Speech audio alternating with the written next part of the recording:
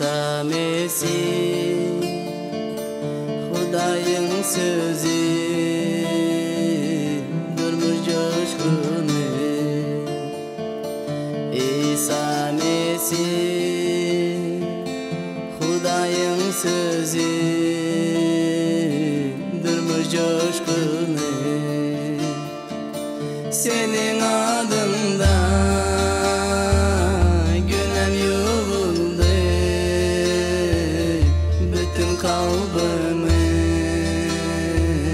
sana tapşırdım senin adında günem yuvuldu bütün kalbimi sana tapşırdım. Salam mehriban ildeşler. Hoş geldiniz bizim şu günkü programmamıza. Men sizin şu programma koşulup bilýäniňizde ören şat. Biz geçen gepleşiklerimizde İsa Mesih'in şu dünya gelişi baradaky peygamberlikler barada gurrun etdik. Men şu günkü gepleşigimi ýene-de şu temada dowam etmekçi. İsa Mesih'in şu dünya gelişi baradaky peygamberlikleri bilmeklik bu gaty wajyp. Sebebi bu peygamberlikler müňlerçe ýyl İsa Mesih şu dünya gelmedenden öň edilen peygamberlikler hem şu täze ahda şol peygamberlikleriň nähili amala aşandygyny bize görkezýär. Ine biz siziň bilen geçen gepleşiklerimizde de şol köne ahda edilen peygamberliklere seredip, soň şol peygamberlikleriň täze ahda nähili amala aşandygyny seredip geçdik. Men ýene-de şuňky gepleşigi şeýle dowam etmekçi. Men şeýle etmek bilen size İsa Mesih barada edilen Hudaýyň sözüniň hakdygyny görkezmek isleýän. Eger sizde şu öwrenýän zatlarymyz barada soraglar bolsa, ýa-da şol ekranda görýän ayatlaryňyza düşünmeýän bolsaňyz, maňa programmaň ahyryny görýän elektron poçta üstü bilen hat ýollap bilersiňiz. Men hemişe sizden eşitmäge tawarsyzlyk bilen garaşýan. Men size şu ýerde kömek etmäge taýýar. Şoň üçin şu programmany biz alyp barýar. Esasy maksady size ruhy durmuşyňyzda kömek etmek. Şeýletmek bilen siziň ruhy rowaşlygyňyza goşan goşmak. Hem Hudaý bilen şol ýoluňyzda nähil Hudaý bilen ýöremeldigini, Hudaýyň mukaddes sözüniň üstü bilen görkezmek bu men esasy dilegim. Geçen gepleşikde biz İşaya peygamberiň 53-nji babynyň 7-nji aýatyna İsa Mesih barada edilen peygamberlige seredip geçdik. Gelin häzir şonu ýene-de bir gezek okap geçelim. Oňa süstem edildi. Ol ejir çekdi. Emma şonu da agdyny açmady. Soýulmaga akdylip barýan gududek. Gyrkymçynyň öňündäki sessiz goýundek hiç agdyny açmady ol. Ine şu ýerde İşaya peýgamberiň eden peýgamberligi Yohanna kitabynyň 1-nji babynyň 29-njy, 30-njy, 35-nji, 36-njy aýatlaryna, şeýle hem Matta kitabynyň 27-nji babyna amal boldy. Häzir şolary seredip geçelim. Ertesi güni Yahya öz ýanyna gelýän İsany görüp şeýle diýdi. Ine dünýäni günäden saplayan Hudaýyň gudusy. Size menden soňra biri geler. Ol menden üstündür. Sebebi ol menden hem owul bardy diýip aýdan kişim şudur. Ertesi gün Yahya ýanyna 2 tane şagirdi bilen ýene şol ýerdedi. Ol geçip barýan İsany görüp, "Ine Hudaýyň gudusy" diýdi. Ine biz şonu Yohanna kitabyna şol peýgamberligiň amala aşandygyny görýär. İşaya peýgamber müňlerçe ýyl mundan öň İsa Mesih'i şol soýulmaga akdylip barýan gudu hukmyny suratlandyrdy. Indi şol Yohanna kitabyna täze ahdy, Yohanna çokundurjy, ol bu Hudaýyň gudusy diýip İsa Mesih'i şeýle atlandyryp otyr. Amal boldy. Öňkü edilen peýgamberlikler. Dünýäni günäden saplayan Hudaýyň gudusy diýär. Sebebi İsa Mesih Hudaýyň jalyty hukmyny öz janyny biziň günämiz üçin hödür etdi. Siziň üçin, men üçin öz janyny berdi. Hem şol Hudaýyň İsa Mesihiň üstü bilen berilen gurbanlygy diňe bir sapar berilmeli gurbanlykdy. Köne ähtäki ýaly hemişe berilýän jaly däldi. Bu Hudaýyň kämil günäden saplayan yeketek kulusudy. Eger bir İsa Mesih'e iman etsek, bize başka hiç hil qurbanlyk, jaly qurbanlygy gerek däl. İsa Mesih biziň günämizi haça çüýledi. Geçen döwürde edilen günämiz, şu gün ketdiýän günämiz, gelecekde edilen günälerimiziň baryny biziň üçin haça çüýläp, bizi günäň hukmynyň halas etdi we bize ebedi ýaşaýyş hödürleýär şu wagt. Ene biz şu ýaşaýyşa diňe İsa Mesih'e bolan iman etdi bilen eýe bolup bilýär. Men geçen gepleşigimizde eger siz kalbyňyzda İsa Mesih kabul etmäge taýýar bolsaňyz, nähili dilek etmeligi barada men size görkezipdim. Mysal hukmyny. Ýönekeýje dilek. Özüňiziň günäldiňiz boyun alyp, İsa Mesih'e mätäşdiňizi aýdyp, özüňize şu durmuşyňyzda ýol görkezmegini dilek etip bilýäňiz İsaň adyndan. Ol size garaşýar. Ol size garaşýar. Biz şeýle hem Matta kitabynyň 27-nji babynyň 12-nji 14-nji aýatlaryna näme görýäs şol peýgamberlik barada. Ýolbaşy ruhanylar bilen ýaşullar ony aýplalarına ol hiç hili jogap bermedi. Pilat ondan, "Senin garşyňa berilýän munça şaýatlyklary eşitmeýärsiňmi?" diýip sorady. İsa onuň ýekiji sorawyna hem jogap bermedi. Hakim muňa gaty gen galdy. Ine şu Matta kitabynyň 27-nji babynyň 12-nji 14-nji aýatlaryna aýdylýan peýgamberlikler İşaya peýgamberiň 53-nji babynyň 7-nji aýatyna aýdylyp geçdi. O näme diýär? Oňa sütüm edildi diýär. İşaya peýgamber müňlerçe ýyl mundan aýdan şonu. İsa Mesih'e sütüm edildi, ol ejir çekdi, emma şonu da agdyny açmady diýär. Edil qırqımçyň öňüne sessiz goýun dek hiç açan agdyny açmady diýär. İşaya peýgamber şonu İsa Mesih barada peýgamberlik etdi. Endi şo şol peýgamberligiň täri ähde Matta kitabynyň 27-nji babynyň 12-nji 14-nji aýatlarda amal bolýandygyny görýäs. Ýolbaşçy ruhanylar İsa Mesih aýplap atýar. Ýöne ol şonu da olary hiç bir jogap bermedi.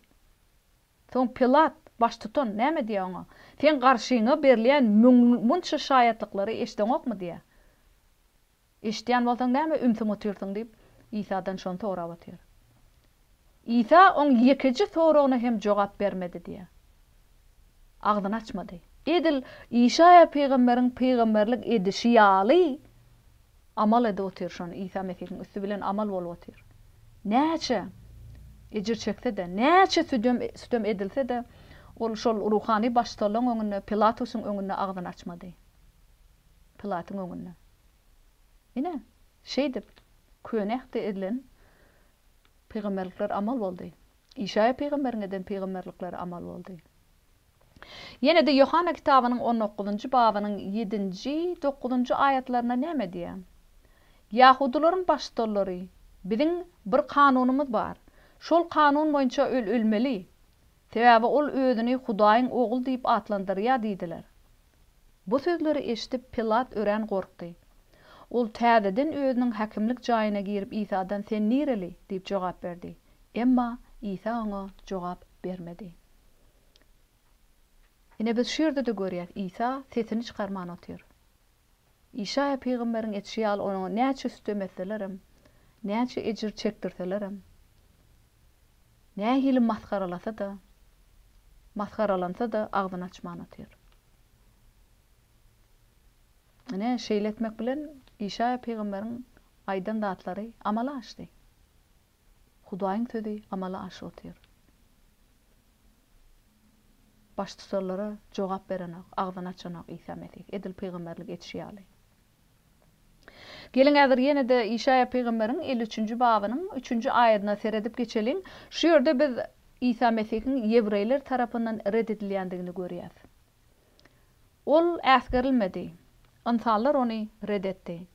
Ol derdi, hastalygy bilýän adamdy. Adamlar ondan ýüzlerini öwürdiler. Ol äsgerilmedi. Hiç zatçı da görmedik onu biz. İşaya peýgamberiň eden peýgamberlikleri. Şu İsa Mesih siz bilýäňiz, şu dünýä gelene ol ony öz Ýewrey halky, Israillar İsa Mesih hukmyna kabul etmediler. Onu reddetdiler. Siz bilýäňiz muny? Ol hastalığı, derdi, ecri bilýän adam ol. İsa Mesih. Te şu dünya gelmek bilen şol ecir zat sütüm hemme zat öz başından geçirdi. Adamlar öz saylan halky ondan ýüze urdy. Hiç kim ona iman etmedi. Hatta öz inileri ona iman etmedi. Siz bu barada Yohanna kitabyny okap bilýäňiz. İsa Mesih haçta ta ölýänçe, ölüp göge galýança öz inileri ona iman etmedi. İsa Mesih şu dünya gelende äsgerilmedi. Hiç zatça görmediler onu. Bu ne hili kemtitme? Yönü İsa Mesih şu Hudaýyň erkini amal etmek üçün şu zatlaň baryny baştan geçirdi. Hudaýyň erkini amal etmek üçün. Ene şol İşaya peýgamberiň 53-nji babynyň 3-nji aýatyna edilen peýgamberlik Yohanna kitabynyň 1-nji babynyň 10-njy 11-nji aýatlaryna bir görýäs nähil amal açdy. Ol dünýädedir. Dünýä ol arkaly yaradyldy. Emma dünýä onu tanamady. Ol özünkilere geldi, emma olar onu kabul etmedi. Yohanna şol İşaya peýgamberiň bilen edilen peýgamberliň amal bolandygyny bize görkezýär. İsa Mesih şu dünýäge geldi. Şu dünýäň nuru hökmünde. Ýöne şu dünýä onu tanamady. Özünkilere geldi. Ol şol doglan şäherine şu ýerde de obasyna görünni. Hiç kim on İsa'dygyny boyun almady. Tabin bolmadylar ona. Kabul etmediler. Oýlanyp görüňiz. Yaradan insany İsa'ny kabul edýär, red edýär başlan. Men geçen gepleşigimizde dedidim. Biz şu günkü durmuşymyzda İsa tabin bolmany, ona iman etmäni ýaşasak, bizem İsa'ny red edýär. Bizem onu kabul etmäni otýar. Bizem şu gün onu tanaman otýar. Bu nähili Hudaýyň kalbyny agyrtýar, ynçytýar. Siz şu wagt İsa Mesih'e tabin bolup her bir zatda iman edip ýaşaýaňyzmy? Şu ýerde aýdylýan peýgamberliklere inanýaňyzmy? Hudaýyň sözüdigine, Hudaýyň sözüniň hakdygyna, Hudaýyň wagdalaryny berjä etýändigine. Oýlanyň şu zatlar barada. Öz kalbyňyzy barlaň. Siziň kalbyňyzda esasy näme zat eýleýär? Şu barada oýlanyň. İşaya peýgamberiň 53-nji babynyň 9-njy aýatyna İsa Mesih şol haça çüýlenip ölenden soň oň nähili jaýlanjakdygy barada peýgamberlik edildi. Onun gabry pisler bilen boldy. Ol baý adamyň ýanyna jaýlandy. Ol hiç hili sütüm etmändi. Agdyndan yalan sözler çykmany diýe. Ene bu İşaya 53-nji bab 9-njy aýatda şeýle peýgamberlik edilip otyr. Entek İsa Mesih şu dünýä gelmänkä edilen peýgamberlikler. Muňlar ýylmanyň. İsa jinayetçiler, pisler, baýlar bilen jaýlandy. Siz bu barada tarihde okuyaňyz. Matta kitabynyň 27-nji babyna siz şu zatlar okap bilýäňiz. İsa Mesih'in jaýlanşy barada.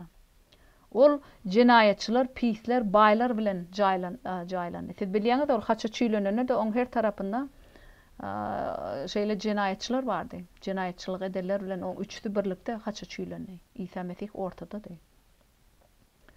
Şu baý bärde baýlar bilen jaýlandy diýmeklik bu ol gumanda gelen ok bärde. Olar pislik edip baý bolan adamlar. Gowluk bilen baýlaşmadyk, ol pislik edip ogurlap baý bolan adamlar bardy görüň edýär. Olar Hudaýa iman etmän öz baýlygyna dayanýarlar. Öz baýlygyna bil bagladylar. Şu günem bizde şeýle bolup bilýär. İsa Mesih'e iman etmeden biz öz baýlygymyza bizde bar bolan zada bil baglap ýaşaýar. Şoň Hudaýyň şu her bir zady bize berýändigini bilip Hudaýy alkyşlap ýaşaman, eýsem baýlyk men öz ilim bilen gazandym biz şeýle ýaşaýar. Bize berilen biziň aňymyz, akyl paýhasymyz, güýjümiziň hemmesi Hudaýdan gelýär. Hatda biziň demimiz Hudaýdan peşkeş. Şoň üçin biz hiç bir zatda öwünmän, eýsem İsa Mesih barada öwünüp ýaşamaly hemişe şol bize jan berýär. Bar zat şoň elinden gelýär. Biziň ukyplarymyz da şu Hudaýdan gelýär. Ol bizi yaradan Hudaý. Öz eli bilen yaratdy bizi. Biz şu zatlara boyun bolup Hudaý alkyşlap ýaşamaly. Her bir zatda. Ine Matta kitabynyň 27-nji babynyň 57-nji 60-njy ayatlarynda şol İsa peýgamberiň 53-nji babynyň 9-njy aýatyna edilen peýgamberlik nähili amala açdy şonu görkezýär. Akşam düşen wagty Yusuf atly Arimateýalylar bir bay adam geldi. Ol hem İsa'nın şagirdlerinden. Ol Pilatyň ýanyna baryp İsa'nın cesedini diledi. Şonda Pilat cesedin ona berilmegini buyurdy.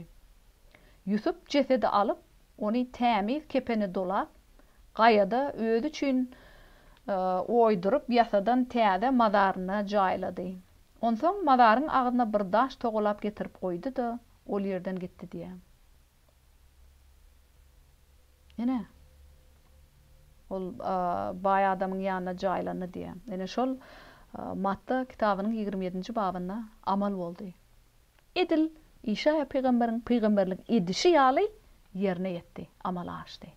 Nähili gudrat. Nähili gudrat. Ýene de şol İsa'ň jaýlanşy barada siz Markus kitabynyň 15-nji babynyň 42-nji, 47-nji aýatlaryna da özüňiz okap bilýäňiz. Luka kitabynyň 23-nji babynyň 50-nji, 56-njy aýatlaryna özüňiz okap bilersiňiz. Yohanna kitabynyň 19-njy babynyň 38-nji, 42-nji aýatlaryna da İsa'ň jaýlanşy barada okap bilýäňiz. Edil İsa peýgamberiň 53-nji babda peýgamberlik edişi ýaly şu zatlar ene şu täze ähde Markus, Luka, Yohanna, Matta kitaplarına amala açdy. Ene şol İsa Mesih bilen bile bolup onu görün şagirdler şunu ýazdy. Markus, Yohanna hemmeti İsa'ny görüp şoň bilen bile bolanlar İsa Mesih'in jaýlanşy barada hem şol İsa peýgamberiň eden peýgamberliginiň amala aşanlygyny bize Hudaýyň sözüniň üstü bilen ýetirip otyrlar. Şonu görýärsiz. Nädip biz şu zatlar bilip hem görüp hem İsa Mesih'e iman etip bilmeýäs. Eger bize biri şonu hekayet hökümine aýtýan bolsa elbetde men inanýan bilen kalmada şüphe bolýar. Hiç kim onu öz gözü bilen görüp eşitmedi, soň biz bilmeýäs. O doğru mu ya doğru değil, biz sonra bu hakikatmi kadip. Yönü bizim şu yerde Matta kitabında, Markus, Luka, Yohanna kitabında okuyan zatlarımız olar tarapından görüldü, olar öz gözleri bilen gördü, öz kulakları bilen eşitti İsa'nı. On bilen bile boldular İsa Mesih şu yere gelenler. Bile hizmet ettiler. Şonu yazıp bize yetirip otuyorlar, görüp eşitten zatlarını. Soň biz nädip buna iman etip bilmeýäs. Ene bular şu ýazan zatlaryny Hudaýydan ilham alyp ýazdylar, öz güýjüne ýazmadylar. Hudaýyň mukaddes ruhunyň üstü bilen berilen zatlary ýazdylar. Şoň üçin hem Hudaýyň sözi bu Hudaý tarapyndan şol ilham alınıp ýazylan zatlar. İnsan güýjüne ýazylmadyk. Ýene de İsa peýgamberiň 53-nji babynyň 12-nji aýatyna İsa Mesih'in pis adam bilen ölenligi barada peýgamberlik edilýär. Gelin häzir şoňa bilelikde seredip geçelim. Şonuň üçin men oňa beýik adamlaryň arasyndan pay bererin. Ol jany güýçlüler bilen paýlaşar ol. Janyny gurban etdi ol. Ýadyklylar bilen bir saýyldy. Ol köpleriň günäsini öz üstüne aldy. Olaryň ýadyklarynyň geçilmegini diledi. Ene İsa peýgamber ýene de İsa Mesih barada bize näme peýgamberlikleri aýan etýär. Beýik adamlaryň arasyndan pay bererini. Ol jaýlanana baýlaň arasynda hormat bilen jaýlandy. Şol Arimateýaly Yusuf atly adam tarapyndan ol baý adam ekeni. Ol İsa hormatlaýanlygy üçin, hormat goýanlygy üçin ony haçta ölenden soň hormatlamak üçin jaýlady, hormat bilen. Şoň üçin berde İşaya 53:12-de şol peýgamberlik edilip otyr. Beýik adamlaryň arasyndan pay bererini. Ol jany güýçlüler bilen paýlaşar ol. Janyny gurban etdi, senin üçin diýip İşaya peýgamber. Şoň İsa Mesih'in sizin üçin janyny gurban etjekdigini peýgamberlik etdi. Ýadyklar bilen bir saýyldy diýe. Ýadyklar siz bilýäňiz haça çüýlenene. Men aýtışmaýal oň her tarapynda bir jenayatkär, ýadykly adam durdy. İsa Mesih ol ikisiniň ortasynda diýdi. Ol şeýletmek bilen ähli şu dünýädäki insanlaryň günähini öz üstüne aldy. Olaryň ýadyklarynyň geçilmegini diledi. Şu haçta ölmediň öň ýanyna bilýäňiz o näme diýdi? Şol özüne üstem edip oturan adamlara seredip bular edip oturan işini bilenok ata bagışla olur diýdi. Şu etýän zatlar üçin bagışla diýdi. Şol haçy çüýlenip şeýle ejir üstem çekip oturýarka şonda da ol biz barada oýlanyp, insanlar barada oýlanyp şoň dilegini etdi. Nähili güýçli söýgü bu? Edip oturan zatlaryny, hereketlerini bular bilenoklar. Ata bagışla bular şu etýän hereketler üçin idi. Şeýdibem jan berdi. Men ruhumy saňa tapşyrýan. Indi bu gutordy diýdi. Gutordy diýmek, sen erkiňi men amal etdim. Insanlar bilen araňdaky gatnaşygy dikeltdim. Indi bu iş gutordy diýdi. Nähili gudrat. Ene şol İşaya peýgamberiň 53-nji babynyň 12-nji aýatyna edilýän peýgamberlik Luka kitabyna amal edilen. Gelin häzir Luka 22-37-de seredip geçeliň. Ol ýadyklylar bilen bir saýyldy diýip ýazylgydyr diýe İşaya 13-12-de. Men size diýärin, bu men barada berjay bolmalydyr. Dogrudan da men hakda ýazylanlar berjay bolup barýa diýdi. Ene bu İsa Mesih'in öz aýdyp oturan sözleri. İşaya peýgamberiň men barada aýdan zatlary ene şu wagt amal bolup otur diýip ol şagirdlerine İsa Mesih şonu aýdyp otur. Açaçan aýan edip otur şu zatlary. Ene şu haçta ölmediň öň ýanyna ol öz şagirdlerine ýüzlenip şeýle diýip otur. Men barada aýdylan zatlar berjay bolmaly. Men hakda ýazlanlar berjay bolup barýar şu wagt diýip haçta ölmediň öň ýanyna şagirdlerine şonu duýduryp otur. Siz gamgussa batmaňyň. Bu şol İşaya peýgamberiň hem beýleki peýgamberliň üstü bilen aýdylan peýgamberlikleriň amala aşmak üçin men haça çüýlenip oturýaryn diýe. Hudaýyň sözüniň berjay bolmak üçin, Hudaýyň erkiniň amala aşmak üçin şu zatlar bolup otur diýe. Ýene de Filipler kitabynyň 2-nji babynyň 7-8-nji aýatlaryna näme diýe? Bir kul kimin bolup, insan keşfine bu dünya indi. Ol özüne asla hiç etdi. Ol insan sıfatyna girip, ölüme, hatta haçtaky ölüme de tabin boldy. Özüni peseltdi diýe. Ene, gudrat. Oýlanyp görüňiz, şu İsa Mesih öz janyny haçta sizin üçin peda edip, Filipler kitabynyň 2-nji babynda diýe ol bir kul hökmüne insan hökmüne şu dünýäge geldi. Ol Hudaý özüni insanyň derejesine getirip öz janyny haçta bizim üçin gurban edip özüni asla hiç etdi diýe. Näme üçin ol şeýletdi? İnsanlar söýýän üçin şeýletdi. Sizi söýýänlik üçin ol şeýletdi. Özüni pesbäl, şeýle pesbäl derejede, özüni insanlaryň derejesine getirdi. Sizi söýýänlik üçin. Siz şol söýgüsini, güýçli söýgüsini, pak söýgüsini kabul etmäge taýarmyşmy? İnsan sıpatyna girip ölüme, hatta şol haçtaky ölüme sizin üçin tabin boldy. Özüni şeýle derejede peseltdi. Sizin hatyraňyzda. Siz näme üçin şu wagt özüňiz Hudaýyň öňünde peseldiňiz? İsa Mesih bize görüldi görkezdi. Ol ata Hudaýyň öňünde özüni şol Hudaýyň erkini amal etmek üçin özüni peseltdi. Siz hem özüňiz peseltdiňiz. Eger İsa şol sizin üçin eden işine minnetdarlyk bildirip, onu alkışlap, öwüp, hem beýleklere İsa Mesih'in eden işi barada şaýatlyk edip ýaşaňyzda, sizin bu özüňiz Hudaýyň öňünde peseltdiňiz bolýar. Hem şoň eden işini ýüregiňizde sap ýürekden kabul etdiňiz bolýar. İsa Mesih şonu isleýär, bizim her birimizden.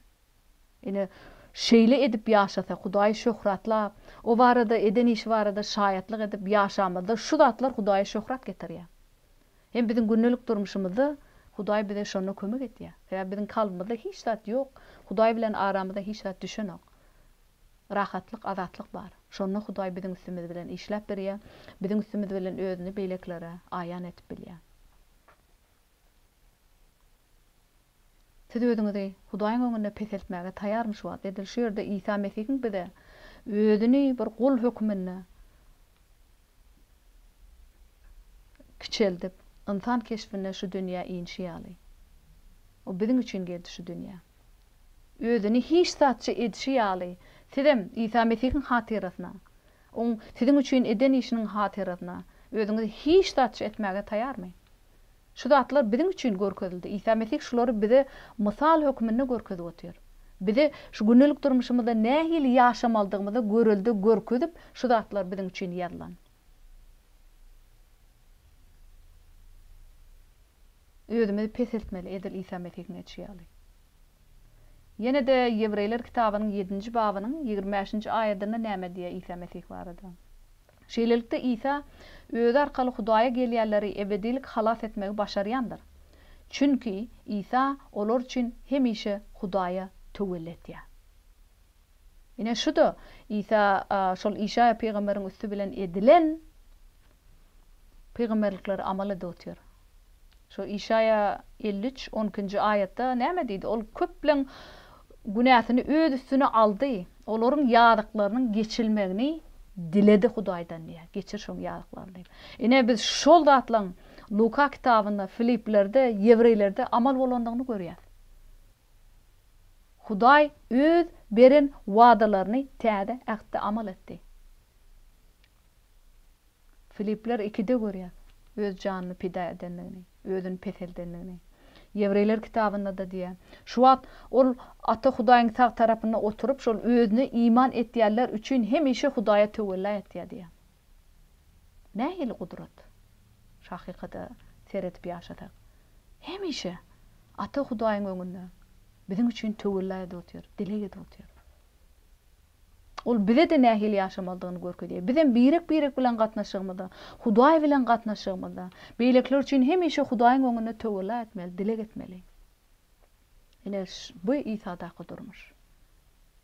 Men sizi öz durmuşyňyzda İsa iman edip beýlekler üçin dilek etmäge çagyrýan. İsa Mesih bize şonu görüldi hökmünde görkezdi. Gelin biz İsa Mesih'in ýolundan ýöräliň. Gynantagyn biziň şugunky gepleşigimiz tamamlanýar. Men ýene de sizi indiki gepleşige goşulmaga çagyrýan. Häzirlikçe hoş, sag bolun.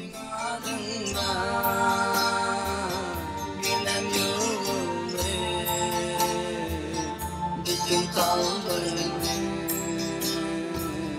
sana tapşır.